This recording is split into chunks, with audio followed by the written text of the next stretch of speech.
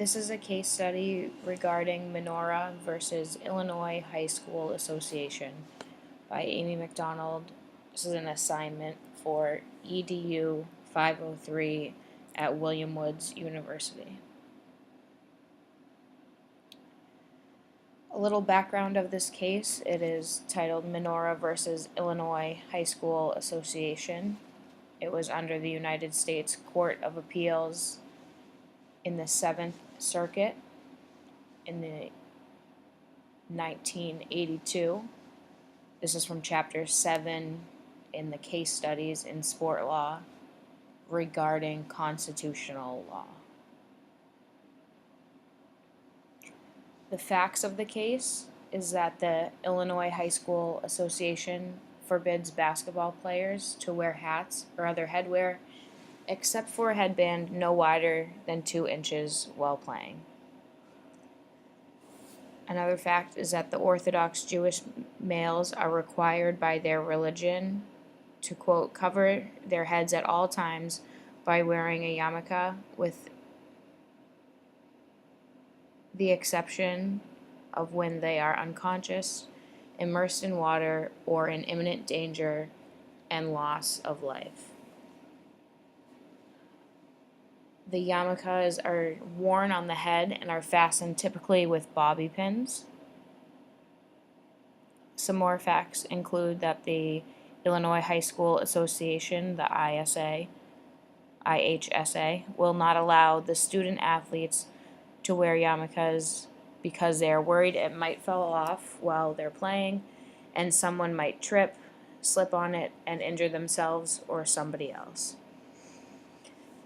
The last fact is that this ruling was challenged as an infringement on the religious freedom of the Orthodox Jews. The arguments that Menorah presented was that they contended that the interpretation forces the student athletes to choose between their religious observance and participating in interscholastic basketball. And basketball is the only sport that these two programs participate in at the interscholastic level. Also, the IHSA, Illinois High School Association, does not forbid student athletes to wear headgear in any other sport. So the issue here is that the sport that they would like to play here in basketball is the only one that has these rules set forth by the IHSA. The Illinois High School Association argues that student athletes must not wear any headgear other than a headband that is less than 2 inches in width. Therefore, the yarmulkes worn by the Orthodox Jewish males would be forbidden while playing basketball. And they argue that the headwear might fall off in the heat of play, and one of the players might trip, slip, fall, and injure themselves or another player. The court findings are that the case required a comparison of 2 burdens. So the first burden was on the person who was seeking a government benefit of being denied the benefit as the price of observing their religion. And the other burden was the burden on the government of extending the benefit to someone who fails to meet the usual requirements for eligibility.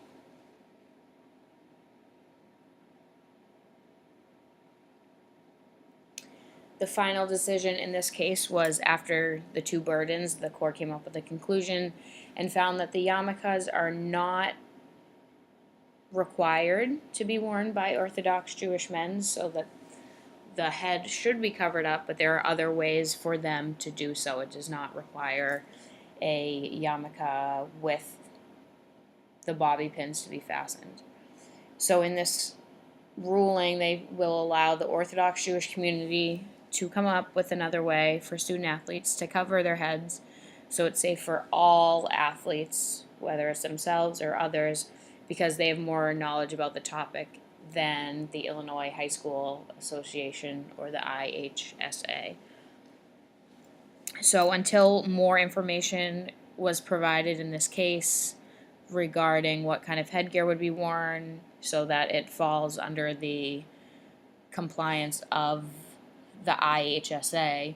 This case was found to be vacated and remanded until that information was provided.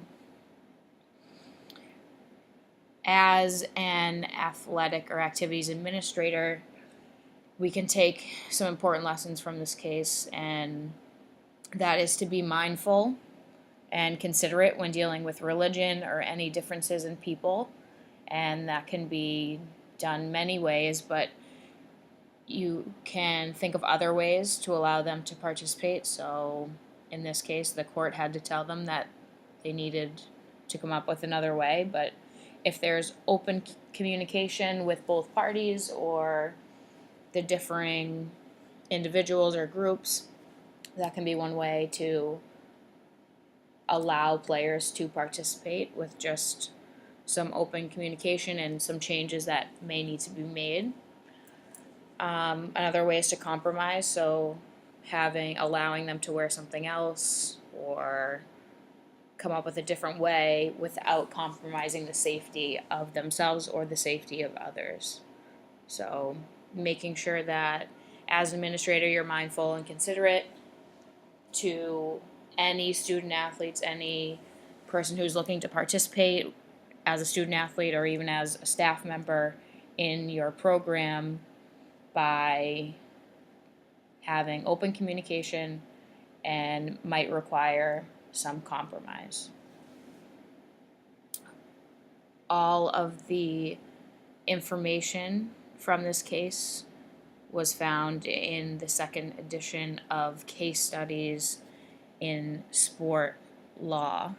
This particular case came from Chapter 7 regarding constitutional law in the Minora versus the Illinois High School Association.